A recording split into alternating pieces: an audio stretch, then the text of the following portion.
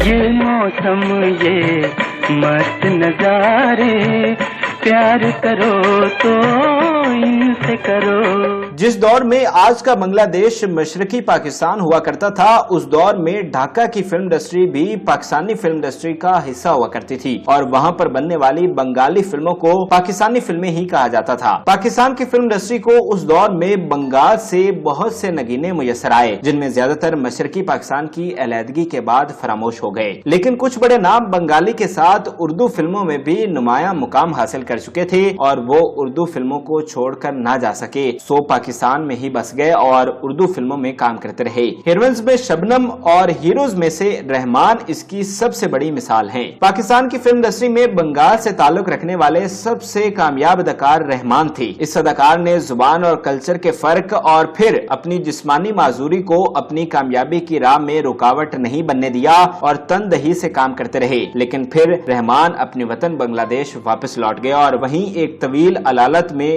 گمنامی کے بعد ان کا انتقال ہوا. بنگلہ دیش میں ان کی بہت قدر کی جاتی ہے، لیکن افسوس پاکستان میں ان کو فراموش کر دیا گیا. رحمان 1937 کو بنگال کے ضلع پنچا نگر میں پیدا ہوئے. والدین نے ان کا نام عبد الرحمان رکھا. رحمان کو بچپن سے ہی فلموں کا شوق تھا اور انہیں یہ موقع بہت جلد میسر آیا. رحمان 21-22 سال کے ہی تھے جب فلم انڈسٹری میں قدم رکھ دیا. چونکہ ان کا تعلق بنگال سے تھا، اس لیے ان کی ابتدائی فلمیں بنگالی تھی. ابتدائی طور پر انہیں منفی کرداروں میں کاسٹ کیا گیا. ان کی پہلی فلم میں بھی وہ بطور ولن جلوگر ہوئے تھے، لیکن کچھ ابتدائی فلموں کے بعد وہ بطور ہیرو نظر آئے اور ان کے ہیرو شپ کا دور ایک طویل عرصہ تک جاری و ساری رہا. رحمان نے اپنی فلم کے 2 سال بعد شبنم کے ساتھ ایک فلم کی جو کہ بہت مقبول ہوئی، اور اس طرح شبنم اور رحمان کی بنگالی فلموں کے لیے ایک ہٹ جوڑی سامنے آئی. رحمان شبنم کے لیے بہت لکی ثابت ہوئے. اب فلم ساز انہی 2 فنکاروں کو ایک ساتھ کاسٹ کرنے لگے اور یوں دونوں کا پیا چل پڑا. بنگالی فلموں میں دونوں کی شہرت کو دیکھتے ہوئے انہیں مغربی پاکستان کی فلم انڈسٹری میں بھی موقع دیا گیا. یہ دونوں اداکار اس قدر باصلاحیت تھے کہ جب انہیں اردو فلم انڈسٹری میں متعارف کروایا گیا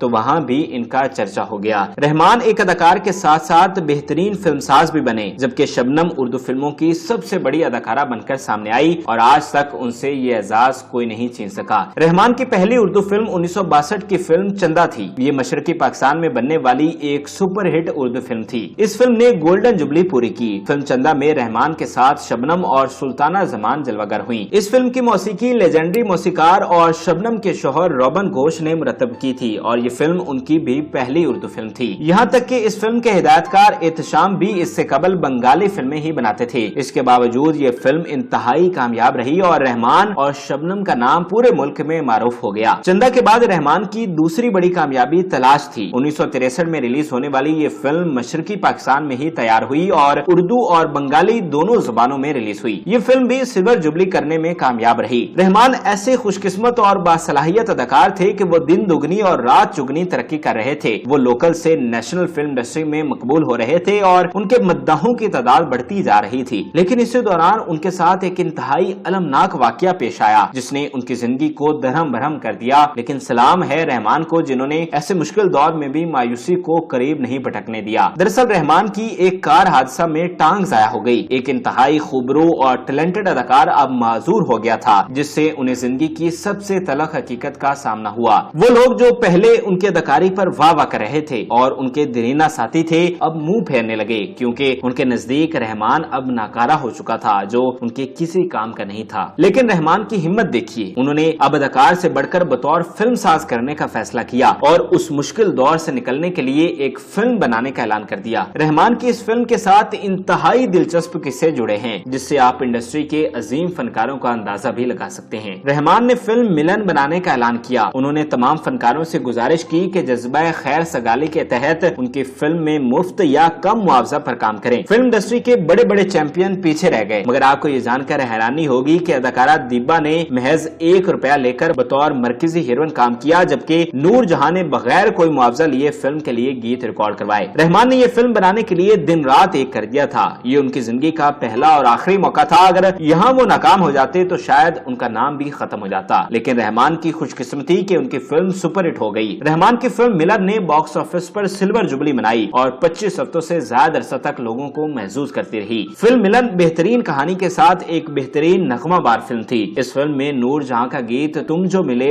پیار ملا رحمان اور دیبا پر فلمایا گیا، جو کہ بہت مقبول ہوا تھا۔ ملن کے لیے رحمان کی محنت اور پھر اس کی کامیابی نے فلمی دنیا میں ان کا نام بہت بلند کر دیا تھا۔ ہر کوئی ان کی عزت کرنے لگا اور وہ ایک ٹرو سٹار کے طور پر سامنے آئے۔ اس کامیابی کے بعد رحمان ایک دفعہ پھر ہواؤں میں تھے اور اگر کبھی زندگی میں کوئی نشیب و فراز آئے بھی صحیح تو انہوں نے کبھی پرواہ نہ کی۔ رحمان کی اگلی میگا ہٹ فلم درشن تھی جو کہ 1967 میں ریلیز ہوئی۔ ایک دفعہ پھر رحمان کے ڈائریکشن میں بنی اس فلم نے دھوم مچا دی تھی۔ اس فلم میں رحمان نے ایک دفعہ پھر شبنم کو ہیروئن لیا تھا اور یہ تجربہ بہت کامیاب رہا۔ یہ فلم کئی حوالوں سے یادگار سمجھی جاتی ہے۔ بنگال کی میوزک کمپوزر بشیر احمد نے فلم میں ایک نیا ریکارڈ بنایا تھا۔ انہوں نے بذات خود 8 گیت لکھے، انہیں کمپوز کیا اور پھر خود ہی نغمہ سرائی کی۔ یہ پاکستان کی تاریخ میں منفرد ریکارڈ ہے جو کوئی اور گلوکار نہیں توڑ سکا۔ اس فلم کی سب سے خاص بات بشیر احمد کا گایا ہوا لازوال گیت یہ موسم یہ مست نظارے پیار کرو تو ان سے کرو تھا، جو کہ رحمان پر عکس بند ہوا، اور یہ گیت آج بھی جب سماعتوں سے ٹکراتا ہے تو مایوسی میں امید کے جذبات ابھار دیتا ہے، جبکہ سننے والے ماضی کی حسین یادوں میں کھو جاتے ہیں۔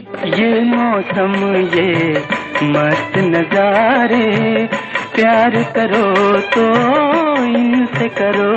رحمان 70 کی دہائی میں بھی چمکتے رہے اور اس کی سب سے بڑی مثال لازوال فلم دوستی تھی، جو کہ پاکستان کی تیسری ڈائمنڈ جبلی فلم تھی۔ اس کے فلم ساز اور ہیرو اعجاز دورانی تھے، جبکہ رحمان سیکنڈ ہیرو کے طور پر نظر آئے اور حسنہ ان کی ہیروئن تھی۔ دوسری جانب کامیڈی کے محاذ پر رنگیلا انتہائی کامیاب رہے اور منفی کردار میں تالش نے کمال کر دیا تھا۔ فلم دوستی کی شوٹنگ لندن میں ہوئی تھی۔ یہ وقت رحمان کے لیے عین عروج کا زمانہ تھا جب ہر طرف ان کی واہ واہ ہوا کرتی تھی۔ رحمان کے کیریئر کی ایک انتہائی یادگار فلم نادان تھی، جو کہ 1973 میں ریلیز ہوئی تھی۔ یہ فلم رحمان نے خود لکھی تھی اور فلم کی خاص بات یہ ہے کہ رحمان نے اس فلم کے ذریعے ندیم کو سپر سٹار بنا دیا تھا۔ یہی وہ فلم ہے جس سے ندیم اردو فلموں کے سب سے بڑے اداکار بن کر سامنے آئے، اور اس کا بہت حد تک کریڈٹ رحمان کو جاتا ہے کیونکہ انہوں نے ایسی کہانی پیش کی تھی۔ رحمان فلم میں سیکنڈ ہیرو تھے، جبکہ دیگر اداکاروں میں نشو، کوی اور نرالا اس کاسٹ میں شامل تھے۔ فلم نادان ایک ڈائمنڈ جبلی فلم تھی جو کہ 2 سال سے زیادہ عرصہ تک سینما گھروں کی زینت بنی رہی۔ فلم نادان کی شاندار کامیابی کے بعد 1974 کا سال بھی رحمان کے لیے بہت حوصلہ افزا رہا۔ اس سال چند دن کے وقفے سے رحمان کی 2 فلمیں ریلیز ہوئیں اور دونوں کامیاب ہوئیں۔ فلم تم سلامت رہو بہت متاثر کن کاسٹ کے ساتھ ریلیز ہوئی۔ اس میں رحمان کے ساتھ اس وقت کے 2 سب سے بڑے سٹار وحید مراد اور محمد علی ایک ساتھ جلوہ گر ہوئے تھے۔ یہ دونوں سپر سٹار پیشہ ورانہ حریف سمجھے جاتے تھے اور ان دونوں کے درمیان نہیں تو ان کے مداحوں کے درمیان رقابت ضرور رہتی تھی، لہٰذا ان دونوں کا 8 سال بعد ایک ساتھ فلم میں آنا ایک دلچسپ تجربہ تھا۔ رحمان کو بھی اس تجربے کا حصہ بننے کا موقع ملا، جبکہ نیر سلطانہ، ممتاز اور آسیہ بھی کاسٹ کا حصہ تھیں۔ رحمان کی فلم تم سلامت رہو توقعات کے عین مطابق سپر ہٹ ہوئی اور گولڈن جبلی کرنے میں کامیاب رہی۔ رحمان کے لیے ذاتی طور پر فلم تم سلامت رہو سے بھی بڑی کامیابی 2 ہفتے بعد ریلیز ہونے والی فلم چاہت تھی، جس میں وہ ہیروئن شبنم کے مقابل مرکزی کردار ادا کر رہے تھے۔ اس میں فلم بینوں کی توجہ محمد علی اور وحید مراد کی طرف نہیں بلکہ رحمان کی طرف تھی۔ کاسٹ میں مصطفیٰ قریشی، نیمو، کوی اور شکیل بھی شامل تھے۔ یہ فلم جس وقت ریلیز ہوئی اس وقت تم سلامت رہو جیسی بڑی فلم بھی سینما گھروں کی زینت تھی، لیکن اس کے باوجود فلم چاہت ہٹ ہوئی۔ یہ ایک متاثر کن کامیابی تھی۔ اس فلم کی موسیقی روبن گھوش نے تیار کی تھی۔ اس فلم کے گیت اخلاق احمد، رونا لیلا اور مہدی حسن نے گائے تھے اور اس کا سب سے ہٹ گیت رحمان اور شبنم پر فلمایا گیا۔ ساون جائے تجھ کو پکارے گیت ہمارے۔ 1978 میں ملن کے نام سے رحمان کی ایک اور فلم سامنے آئی۔ یہ ملن ہی کے نام سے رحمان کی پہلی فلم کے برعکس رنگین فلم تھی اور مشرقی پاکستان میں نہیں بلکہ مغربی پاکستان میں بنائی گئی۔ اس میں مرکزی کردار محمد علی کا تھا۔ کاسٹ میں کوی، شبنم، عشرت چوہدری اور نیر سلطانہ بھی شامل تھیں۔ رحمان کی مادری زبان بنگالی تھی، لیکن ان کی زیادہ تر فلمیں اردو فلم انڈسٹری کے لیے تھیں۔ وہ بنگلہ دیش کے قیام کے بعد بھی تقریباً 2 دہائیوں تک پاکستان میں ہی رہے۔ 80 کی دہائی میں جب پرتشدد فلموں کا آغاز ہوا اور فلموں फिल्मों में मुजरा कल्चर आम होने लगा तो रहमान के लिए ऐसे माहौल में काम करना बहुत मुश्किल हो गया था। रहमान सानिया मशरकी पाकिस्तान के 2 दहाइयों बाद तक पाकिस्तान में रहे, लेकिन फिर 1990 की दहाई में बांग्लादेश चले गए। रहमान एक इंतहाई बावकार और शरीफ आदमी थे। वो एक लंबे अरसे तक स्टार रहे, लेकिन कभी उनका कोई स्कैंडल सामने नहीं आया। उन्होंने अदाकारा कुमकुम से प्यार किया और फिर उन्हीं से शादी की और ताहयात इसके पाबंद रहे। रहमान की जिंदगी एक खुली किताब की तरह है। उनके हवाले से एक बात हमेशा अफसोस के साथ बयान की जाती है कि रहमान ने पाकिस्तान के लिए बहुत खिदमत सर अंजाम दी, मगर उनका असल हक अदा नहीं किया गया।